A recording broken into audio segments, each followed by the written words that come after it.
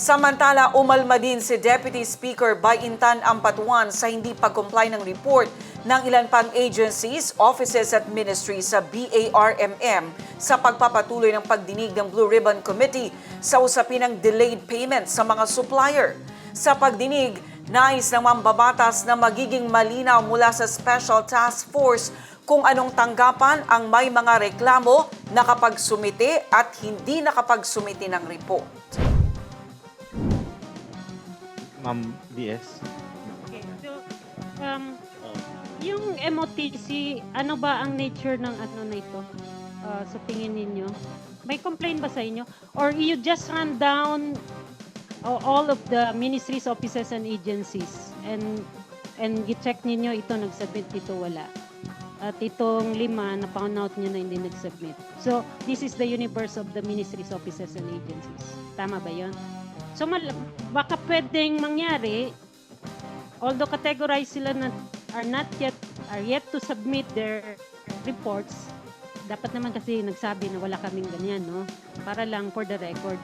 Yun siguro yung gusto nyo mangyari, di ba? Okay. But, siguro sa MOTC, pwede namang matawagan, for example, MOTC, no? Pwede naman siguro matawagan. May issue ba na mayroon ba kayong ano, kasi may sinulat kami sa inyo pero 3 beses na hanggang ngayon walang reply. So alam niyo naman kung consequence ng inaction of anything, di ba? Yung mga ganon na yung extra effort on the part of the task force.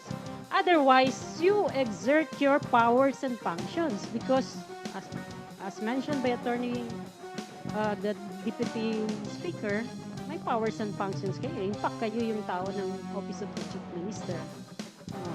So, I think balikan niyo sila, no?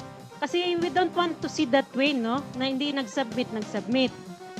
And, kasi kung posible na hindi nag-submit kasi wala. So, i-state lang na hindi nag-submit. I mean, wala silang ano, para ma-clear na. Para ma-clear na kung hindi talaga. So, 22 plus 5, 27. I think mayroon pang iba. 30 plus tayo. Sinong wala dyan? BPA. Anong dyan ang BPA? 30 plus tayo eh. Ha? Bakit hindi nyo na ano? Kasi unfair dun sa iba na nalagay nyo dyan. Tapos sila wala yung ibang, kasi sinasabi nyo that's the universe. Nasaan yung ibang offices?